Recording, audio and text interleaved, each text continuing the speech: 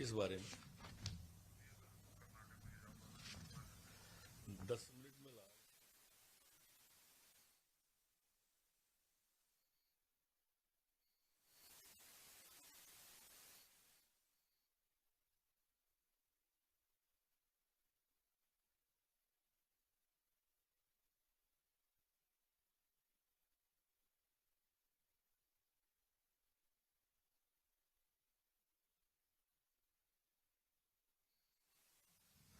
Madhya Pradesh cabinet की बैठक आज वल्लभ भवन में माननीय मुख्यमंत्री शिवराज सिंह जी की अध्यक्षता में संपन्न हुई।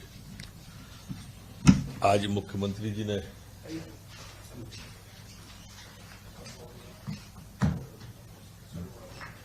मध्य प्रदेश कैबिनेट की बैठक आज वल्लभ भवन में माननीय मुख्यमंत्री शिवराज सिंह जी चौहान जी की अध्यक्षता में संपन्न हुई, जिसमें अनेक महत्वपूर्ण निर्णय लिए गए। आज मुख्यमंत्री जी ने प्रारंभ में ही स्पष्ट किया, कोरोना की वजह से वर्चुअल कैबिनेट प्रारंभ हुई थी, आज के बाद वर्चुअल नहीं होगी, जो भी कैबिनेट होगी वो एक्चुअल ही होगी। ओंकारेश्वर में आचार्य शंकर की 108 फुट ऊंची बाहु धात प्रतिमा संग्रहालय, अद्वैत अंतर्राष्ट्रीय वेदांत सिद्धांत की निर्माण की सैद्धांतिक स्वीकृति आज 2141.85 करोड़ की सैद्धांतिक स्वीकृति प्रदान की है। ये खंडों में और क्रमशः प्रारंभ होगा। माननीय मुख्यमंत्री जी ने इसकी दिव्यता और भव्यता के बारे में भी प्रकाश डाला है। आज जो हमारे पुलिस के कर्म जवान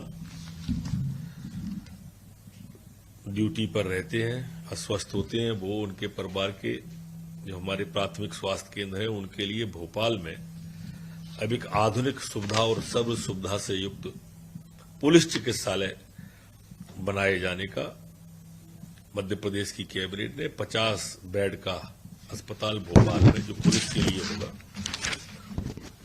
उसको भी सैद्धांतिक सहमति आज प्रदान की गई है। जैसा आप सब लोगों को विदित है कि निवेश के लिए लगातार मध्य प्रदेश में लोग आ रहे हैं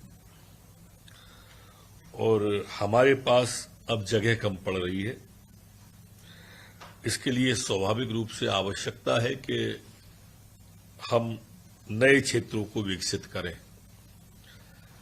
अब प्रदेश में 2 नवीन औद्योगिक पार्क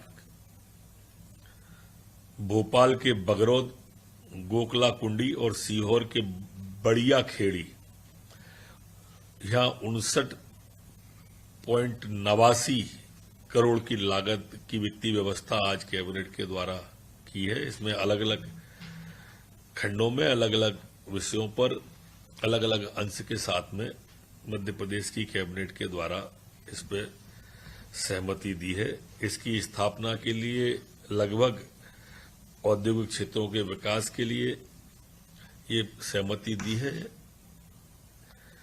इसमें 1650 करोड़ रुपए के निवेश की संभावना है और लगभग 2000 लोगों को 1950 लोगों को इन क्षेत्रों में रोजगार उपलब्ध हो सकेगा। आज एक महत्वपूर्ण निर्णय में मध्य प्रदेश खनिज अवैध परिवहन एवं भंडारण नियम 2022 को भी कैबिनेट के द्वारा मंजूरी दी गई है।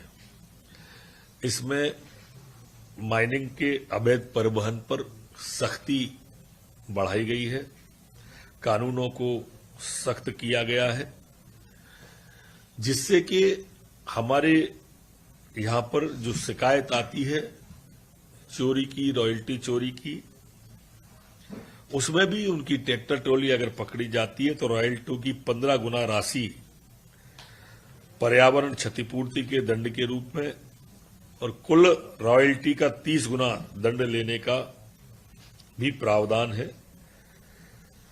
अगर ये प्रशमन नहीं करता है तो दंड को 2 गुना करेंगे। वाहन मशीनरी राजसात होगी। इसमें वाहन मशीनरी जो खनिज रॉयल्टी जमा करेगा वो उसकी को भी विभाजित किया गया है, जो कि पूर्व के प्रावधानों से लगभग दोगुना है। सबसे कम ट्रैक्टर ट्रॉली पर रखा गया है, लेकिन उसके बाद के वाहनों पर 6 दुपहिया वाहन 2 एक्सेल पे 50,000 रुपया, क्षतिपूर्ति का डंपर पर 1 लाख रुपया, 10 पहिया वाहन पर 2 लाख रुपया, 10 पहिया वाहन 3 एक्सेल पे 2 लाख और 10 पहिया वाहन से अधिक पर 4 लाख रुपया। ये दुगना कर दी है जुर्माने की राशि। इसमें एक चीज और है कि जब्ती होने पर सुपुर्दगी का जो नियम था अभी तक ऋण पुस्तिका के माध्यम से सुपुर्दगी दी जाती थी। अब राशि जमा करेंगे अगर तो सुपुर्दगी दी जाएगी। सबसे कम ट्रैक्टर ट्रॉली पे 50,000 रुपये में रखी है, जबकि 2 एक्सल 6 पहिया वाहन पर 1,50,000, डंपर हाइड्रोलिक 6 पहिया वाहन पर 2 लाख, 3 एक्सल 10 पहिया वाहन पर 3 लाख, 4-6 एक्सल 10 पहिया वाहन पर 4 लाख, जेसीबी 2 लाख, पोकलैंड 4 लाख। इस तरह से इसको भी विभाजित किया गया है। और अन्य उपकरण या और मिलते हैं, अन्य औजार मिलते हैं, तो उनमें बाजार मूल्य का 10% इस तरह से रखा गया है। अपील कलेक्टर के यहाँ या कलेक्टर की अपील कमिश्नर के यहाँ भी करने का। इस तरह से अवैध माइनिंग रोकने के लिए आज बहुत कठोर निर्णय मध्य प्रदेश की कैबिनेट के द्वारा लिए गए। लोक सेवा प्रबंधन विभाग में जो हमारे संचालित लोक सेवा केंद्र थे, तो वो प्रारंभ में जब लॉकडाउन हुआ था प्रदेश के अंदर 1 अप्रैल से 31 मई वाले में, उस समय ये हमारे केंद्र बंद रहे थे, तो इनको वीजीएफ की जो पात्रता थी इनकी उसको शून्य किया गया है। 3 माह की अवधि की इसमें समय सीमा में भी वृद्धि की गई है और इसके लिए इसको शून्य कर दिया गया है राशि को। शहरी समर्पित परिवहन कोष को निरंतर रखते हुए आज मध्य प्रदेश की कैबिनेट के यादा यूडीटीएफ मद को 80 करोड़ रुपए जो तालिका में दिया गया उसके अनुसार सहमति प्रदान की है। एक अन्य योजना जो काफी महत्व की है, अटल नवीनीकरण शहरी निवर्तन योजना, जिसमें हमारे कई चीजें नगरीय निकायों में आती थी। अभी तक इसमें कुछ चिन्हित शहर और नगर पालिका ली गई थी। अब पूरे मध्य प्रदेश की नगर पालिकाओं को लेने का मध्य प्रदेश की कैबिनेट ने तय किया है। इसमें खासकर जल प्रदाय, सीवरेज, फीकल फ्लड प्रबंधन, जल संरचनाओं का नवीनीकरण, हरित क्षेत्र, पार्क विकास, ऐसी अनेक योजनाएं हैं जिनको लेने का आज कैबिनेट ने पूरे प्रदेश के जो हमारी अमृत 2 योजना आई है उसको अब सभी नगर पालिका उसमें लागू करने का तय किया है। इस प्रकार कुल योजना की राशि 11,680 करोड़ रुपया है, जो कि अमृत घटकों के द्वारा और राज्य शासन के द्वारा राशि अपनी इनको भी प्रदान की जाएगी। एक दूसरी लोक निर्माण विभाग का राष्ट्रीय राजमार्ग 92 भिंड इटावा जो है, इसमें केंद्रीय सड़क अधोसंरचना निधि के अंतर्गत राज्य शासन की राशि के साथ में महारानी लक्ष्मीबाई प्रतिमा तक स्वर्ण नाले के ऊपर 4 लेन एलिवेटेड कॉरिडोर फ्लाईओवर के निर्माण की स्वीकृति आज दी गई है, जो कि हमारे ग्वालियर के विकास की दृष्टि से बहुत महत्वपूर्ण निर्णय आज मध्य प्रदेश की कैबिनेट ने किया है और इसके लिए अलग अलग राशि मंजूर की गई है। इसकी अनुमानित लागत 446 करोड़ 92 लाख रुपया है। इसके लिए अन्य प्रावधान भी किए गए हैं और ये फ्लाईओवर है पूरे शहर के अंदर, बीच में से स्वर्ण रेखा नाले पे से महारानी लक्ष्मीबाई समाधि के स्टेचू तक आएगा। Narmada basin project company limited द्वारा मध्य प्रदेश सरकार की इक्विटी शेयर जारी करने के संबंध में एक अनुसमर्थन का मामला था, जिसको भी आज मध्य प्रदेश की कैबिनेट के द्वारा किया गया है। जैसा आप सबको मालूम है कि हमारे यहाँ पर जो बांधों की शुद्धिकरण जो होती है, काफी पुराने बांध हमारे यहाँ पर हैं, स्टेट टाइम के भी हैं। उनके शुद्धिकरण के लिए डीआरआईपी योजना में हमने प्रथम चरण में बहुत अच्छा काम किया था और द्वितीय चरण के लिए भी 551 करोड़ जो पुराने बांध हैं उनके मरम्मत के लिए भी आज कैबिनेट के द्वारा 551 करोड़ की मंजूरी दी है। 3 विश्वविद्यालय, प्रेस्टीज विश्वविद्यालय इंदौर, टाइम्स विश्वविद्यालय भोपाल, प्रीति ग्लोबल विश्वविद्यालय शिवपुरी एवं LNCT विद्यापीठ विश्वविद्यालय इंदौर की स्थापना प्रस्तावित अध्यादेश के माध्यम से संशोधन अध्यादेश 2022 के आज अनुमोदित किया है। एक अनूठी योजना है जो मध्य प्रदेश चला रहा है, जो परिसंपत्तियों के निवर्तन का मामला है, और आप सबको भी विदित होगा कि इसमें मध्य प्रदेश ने पहल की तो हमें काफी केंद्र सरकार के द्वारा सराहना मिली।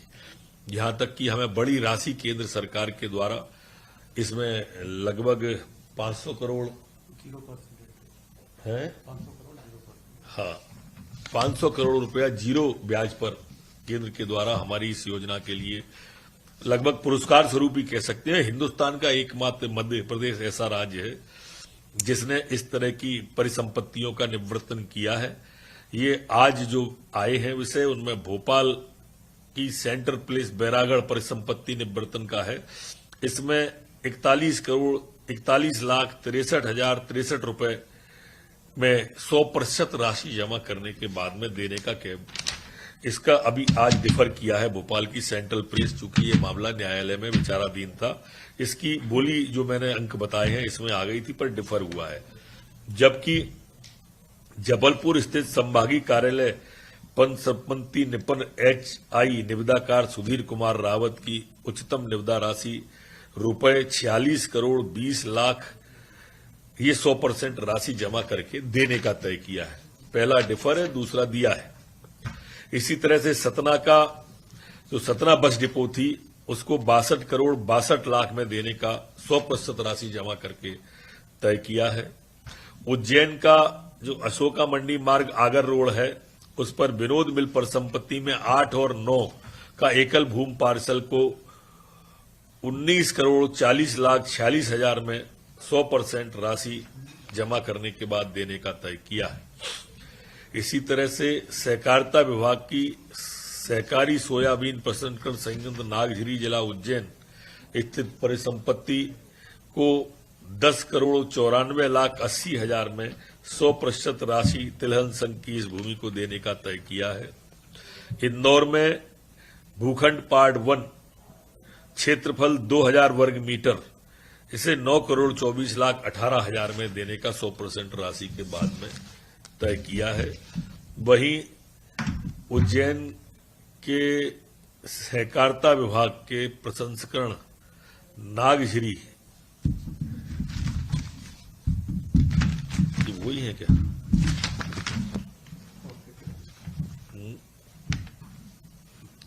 आ गया, ये दोनों आ गए नागझिरी।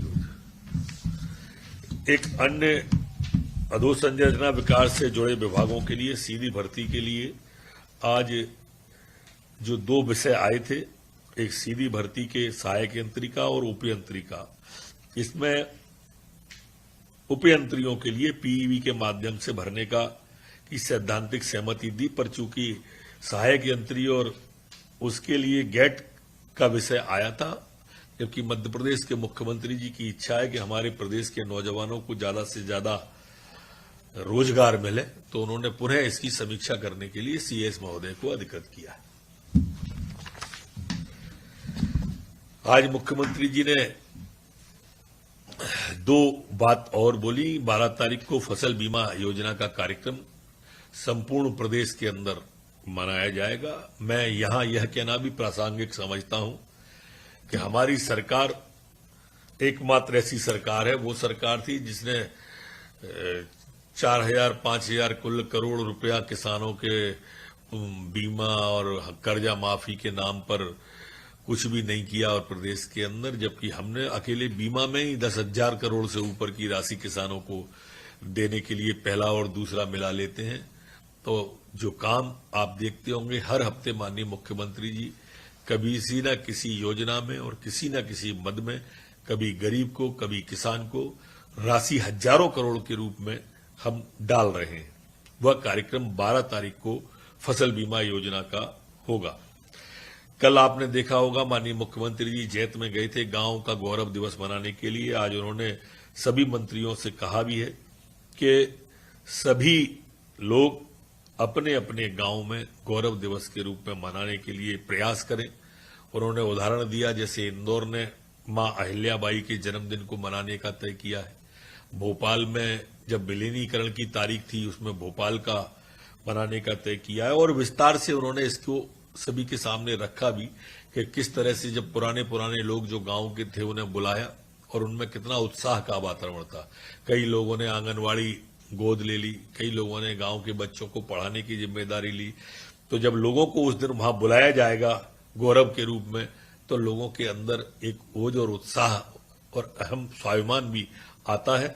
और इसलिए इस तरह के कार्यक्रमों को करने के लिए आज उन्होंने सभी से कहा है कि अगली बैठक के पहले अपनी अपनी राय गांव की तारीख तय करके इस बारे में रखें। कुछ रहा था?